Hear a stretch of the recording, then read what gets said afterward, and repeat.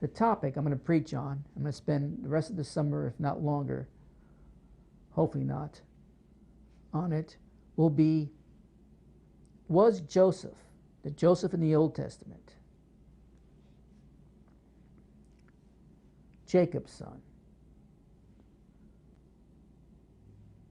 one of his many sons, the dreamer,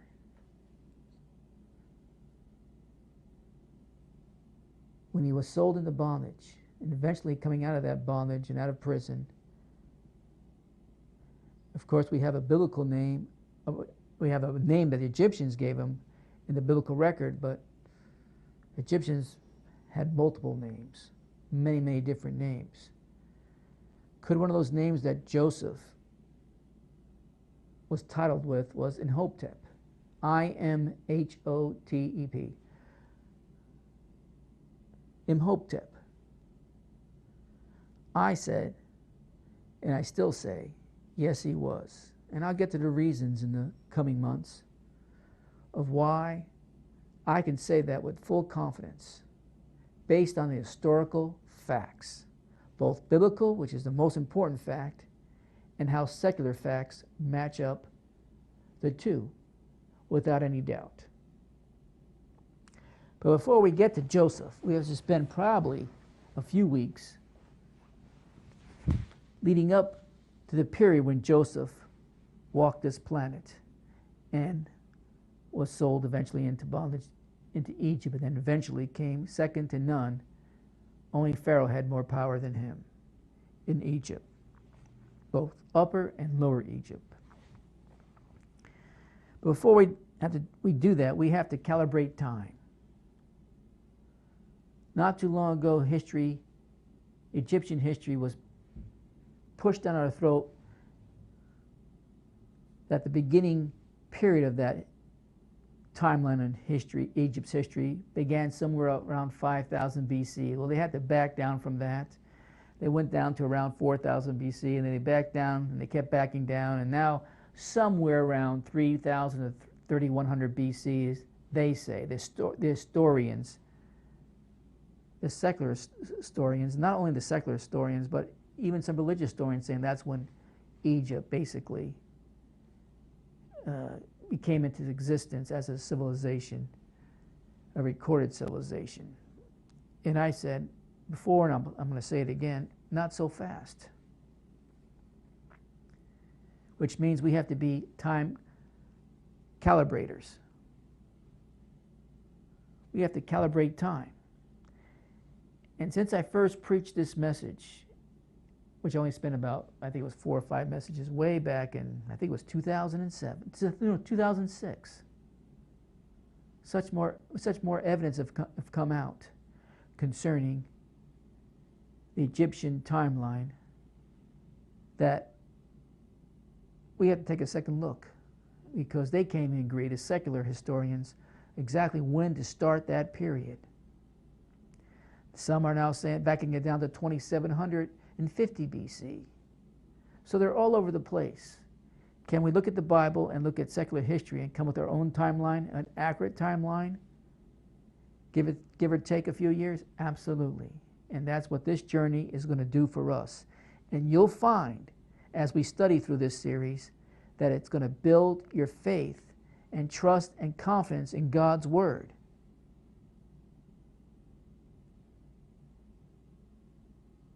Because you're going to see it as fact, not fiction. It's never been fiction, it's been fact. And we'll probably move all the way up to Moses' time in this study. Hopefully I can get it done by the end of the summer. But let me read you something as we begin this series again. And this time I'm planning on sticking to it, no matter what. Although current books will not reveal it, modern humankind suffers a monumental predicament. We live in a constant state of historical discord and chaos. The true scope of this planet's history is so far outside the parameters of fashionable teachings that archaeologists have already reached a conspicuous impasse. Now, this is already written about 30 or 40 years ago. In the last decade, they have despaired of correlating the presently accepted model of history to their excavations. In other words, our world's history, as we've been taught to understand it, simply does not match our planet's archaeological record. In fact, the more we dig up, the less we understand. Each time new treasures are uprooted from the earth or scientifically examined and tested, a new challenge is presented. The pieces don't fit our existing history.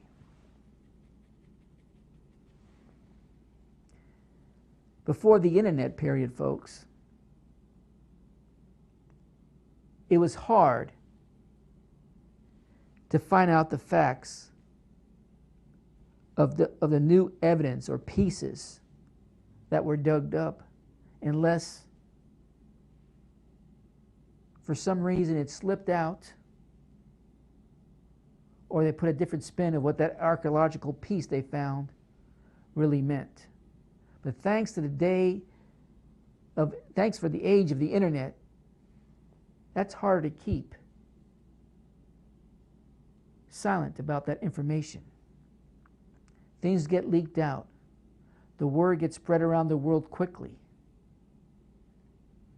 And the hush-hush attitude is not kept in check so easily. That's what the internet has done. The good part about the internet. Its ability to get, whether it's fact or fiction, out there so it can be analyzed. Receive the facts and the good parts of it and throw out the rest once it's analyzed. And is this merely a modern history dilemma? No, it means the whole foundation of our knowledge about who we were and are today has toppled. Our study of history, ancient language, customs, architecture, even our understanding of science is all skewed. We are literally tottering along in a false chronology of time in a history crisis gone critical. So what went awry? Our troubles start with a simple but treacherous supposition. Most often, ancient Sumeria is considered to be the world's earliest known civilization. Sumerians were Babylonian people named after Sumer, an ancient region in the lower Euphrates River Valley. Although their language has been extinct since the 3rd century BC, by the way, that would be around Iraq, Kuwait is today, and parts of Syria. For those of you who want a location on the map, that's what this is referring to. Although their language has been extinct since the 3rd century BC, proofs of Sumerian lives and culture has been found on tablets and inscriptions, some dating back 1,000 years before their language failed. The record appears impressive, but is it trustworthy? Therein lies the crux of our problem. For as their civilization grew, the Sumerians did not build a reliable history record. Instead, they fashioned a system of legend and superstition. In their tradition, Babylonians deified their forefathers, exaggerating their virtues and attributing to their legendary kings a longevity exceeding 35,000 years. Ancient Egypt, along with countless other nations, would follow after Sumeria's example. They would rise and fall, their cultures would emerge and dissipate, knowledge would accelerate and slow. But without an accurate history, none of these ancient kingdoms had a standard for the past or purpose to destiny. Even during pivotal times, the agents carried on as usual, regarding real history with disdain. They bragged of their antiquity, but their ruling monarchies would destroy the memory of previous kings, and no continuous chronology would survive. No, not even in Egypt. Can we ever hope to surmount the vastness and complexity of all these obstacles? Is there a way to repair a record of time and arrive at the truth of our past? The answer to both questions is a triumphant yes. A model of history is a lot like a giant puzzle spread out on your kitchen table. Its pieces mixed and scattered. When you concentrate to solve only one section, it's usually difficult to sort through hundreds of elements to find a perfect fit. But when you gaze at all the pieces, a quick examination of the shapes, colors, and boundaries provide immediate clues to its solution. It is painfully obvious that our presently accepted model of history does not fit together. It simply doesn't work. The equally obvious solution is to take the puzzles apart and begin again, taking special care to re-examine all the pieces, not reshaping or misplacing these valuable pieces as it is today regretful practice. In doing so, we immediately face a riddle.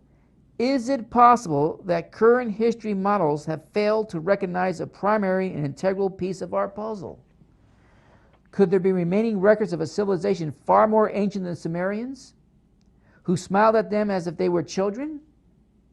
According to what is perhaps the oldest surviving account of humankind's past, again, the resounding answer is yes.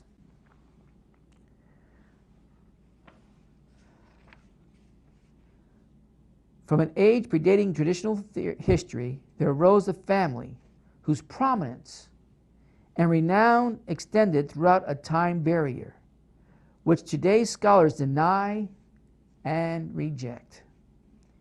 Even though nearly every ancient society had legends of this time barrier, their accounts of it were so mixed with impossible and childlike absurdities, it was little wonder that today's scholars reject its history.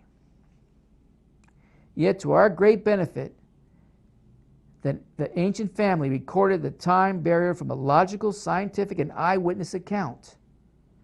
Their rigorous program of record keeping and chronicles survives to this day.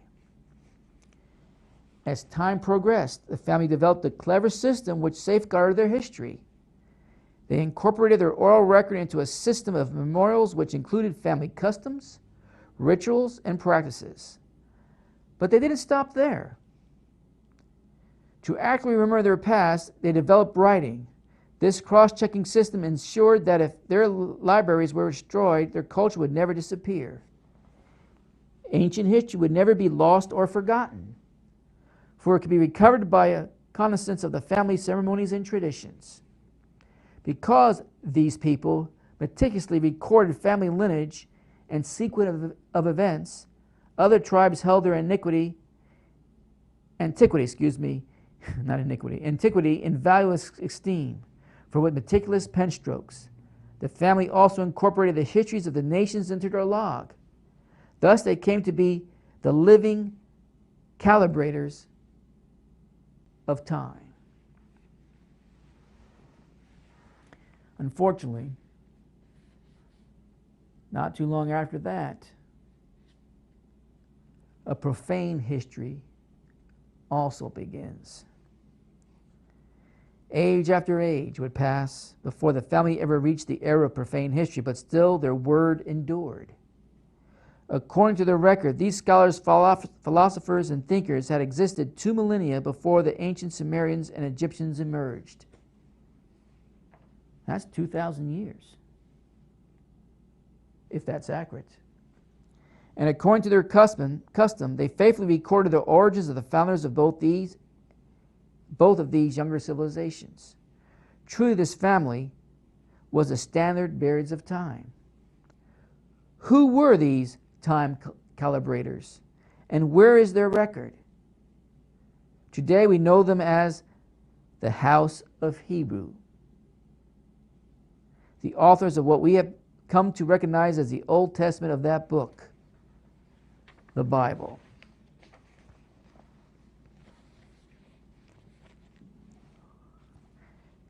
Church historians have long relied on the accuracy of the Bible reports. It is due to their trust in those accounts that the flaw in our historical record was first noticed. The seriousness of the world's history problem seems to have been recognized during the Christian era of the Dark Ages. Church followers in those days were more interested in constructing an accurate biblical chronology than synchronizing Hebrew history with Egypt, Babylonia, or other ancient cultures. Yet, as they expanded their chronologies, they were forced to deal with nations which affected the Hebrews. They began their search for historical links by matching prominent events common to diverse kingdoms, searching for common names and places. But as they proceeded, the only continuous written chronology was preserved by the house of Hebrews, or the ancient house of Eber, E-B-E-R, where we get Hebrew from. By placing the fragments of other national records against this long-time proven gauge, these early church fathers had hoped to achieve a universal view of history. One of the common points they used was the era of Hebrew slavery in Egypt. They saw where Hebrew slaves were set to build the treasure cities of Ramses and associated the Ramessoid dynasty with the era of Moses. This fatal association would prove to be the greatest historical blunder in all recorded time. And we'll straighten all that out here in the future. For since that time, it is this one logical mistake which has permeated all modern historical models and tables, literally distorting history on a global scale. Finally, the time has arrived when we can discard our preconceived traditions and prejudice about history. Today, we can set before us the base data of newly acquired archaeological digs and recombine it with ancient records. That's where the quest begins. We now enter an exciting quest to repair the record of time. On the way, we shall discover that contrary to today's popular belief, history is not boring. It is vibrant and vital to our destiny. By using ancient Egypt as our framework and replacing faulty suppositions with superior conclusions, we will uncover one astounding repetitive fact. The house of Hebrew is intrinsically and permanently interwoven in Egypt's past. As we literally reassemble and correct our presently accepted historical illness, these time collaborators will step from their ancient past and heal even our destiny. To begin, we need to acquaint ourselves with the time standard used today, namely Egypt. Egypt being the time standard. As we shall discover, modern historians have abandoned the Hebrew sages' data and have constructed their own time temple from scattered Egyptian data. So we must commence by familiarizing ourselves with ancient Egypt, the current standard of history. At first, our task is laborious, but necessary before we enter the real and exciting adventure, confirming the presence of the Hebrews of ancient Egypt while using Egypt's own records to prove it. And that's where our journey will begin. But before we even get to that journey, well, let me continue reading. Because Egyptian history has become the cornerstone to all ancient histories, it is vital that she properly be dated. It is the assignment of dates to Egyptian events which have allowed historians to date our cultures. For almost 200 years, historians have calculated that Egypt's history retreats in time far enough to predate the supposed Hebrew myth of Noah's flood, somewhere around 2350 BC. Indeed, historians extend this retreat even beyond the biblical creation date of 4004 BC, if you're going to go and use Ussher's dating. It would be around 4004 BC. To rectify this difference, some theologians reason that populations existed before Adam and Eve, while others are forced to disclaim the biblical worldwide flood. Over the last 100 years, Egypt's history has been steadily revised downward from 5000 BC, beginning at the first dynasty, to today's 3000 BC, and this was written 30 or 40 years ago, so it's even lower than that now. but some still claim from 3100 BC to approximately 2750 BC as the average. Even so, the anomaly still exists unless something gives. The question we must answer here is, whose history should give? Egypt's or the Hebrews? Conclusions derived from this study are extremely revolutionary. However, as we shall discover, they are supported by far more evidence than is used to support the present dates assigned to Egypt. To begin, then, we must take a quick look at why our presently accepted Egyptian chronology is suspect, how modern dating methods were developed, and why they are untrustworthy.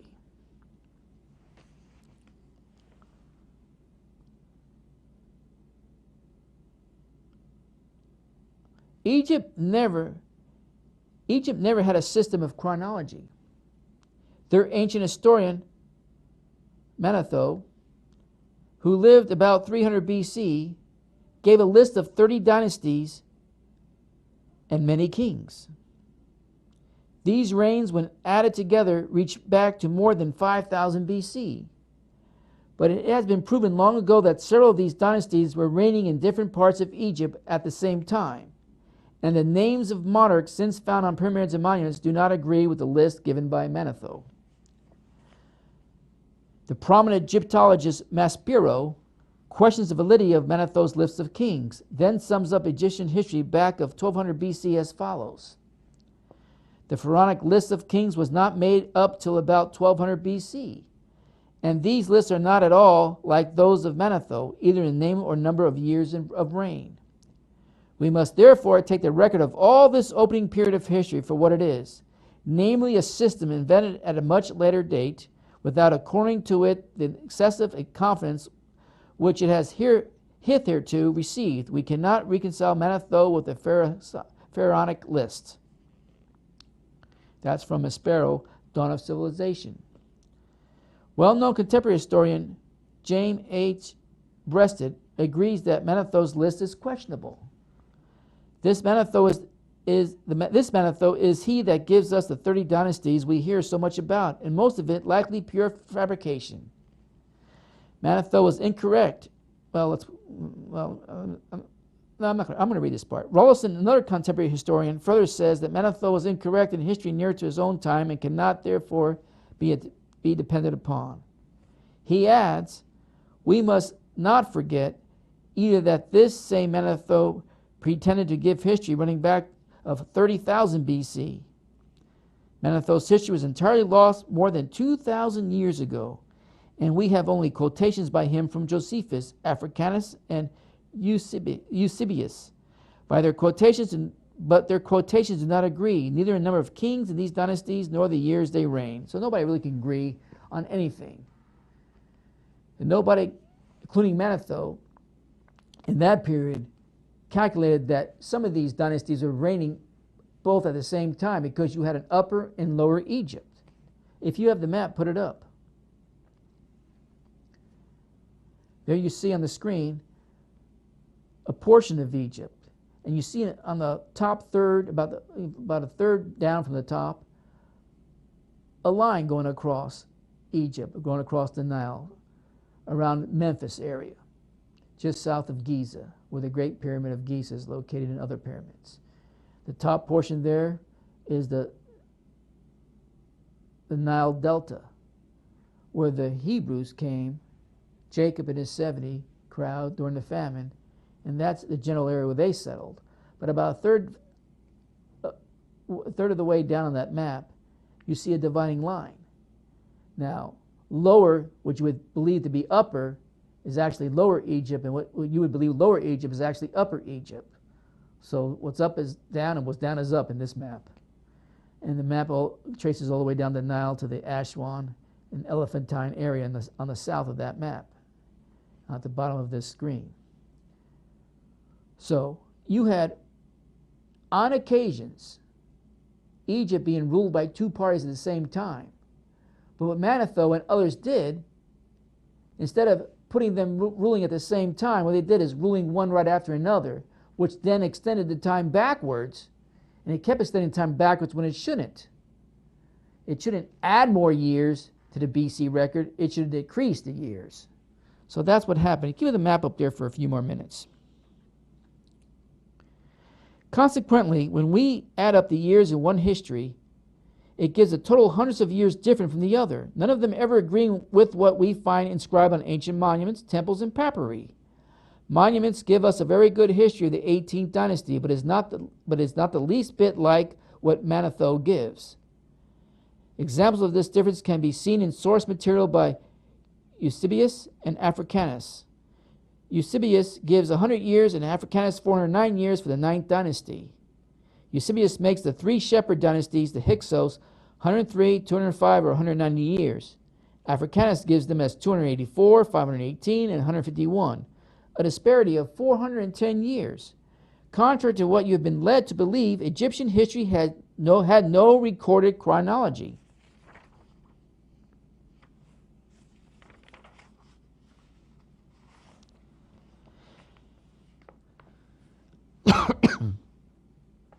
Modern dating methods can be a source of dispute as well.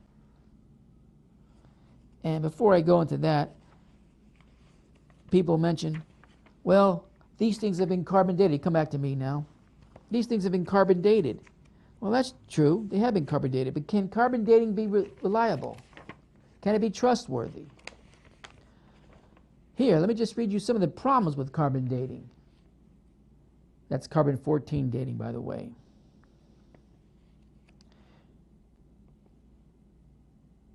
You think it'd be the golden way to analyze any archaeological evidence, according to especially evolutionists that put this material out, that there can't be no error in carbon dating.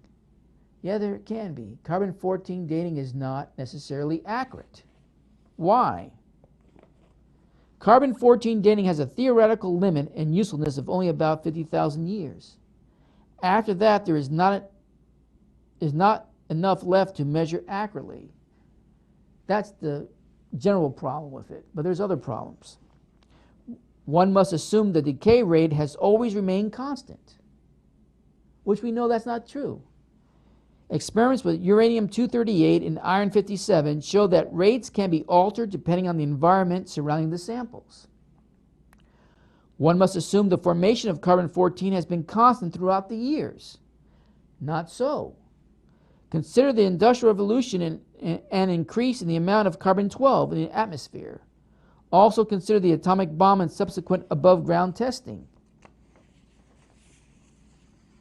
which increased carbon-14 concentrations around the world. One must assume the concentrations of carbon-14 and carbon-12 has remained constant in the atmosphere. Also, a layer of water vapor would have effectively shielded that atmosphere from cosmic radiation, thus drastically reducing the amount of carbon-14 produced. Whether the water vapor was some kind of vapor coming from above the ground or something surrounding this earth. I believe it was more coming from above the ground that would change the character of the carbon and ions. One must assume that the amount of carbon-14 in the present has reached equilibrium with the amount of carbon-12. The amount of carbon-14 in the environment is just 78% of the amount that it should be if the Earth were old.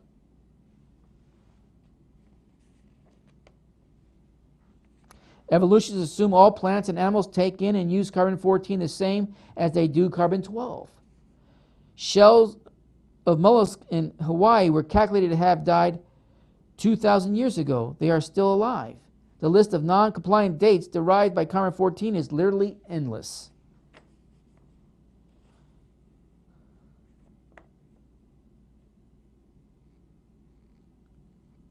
The troubles of the radiocarbon dating method are undeniably deep and serious.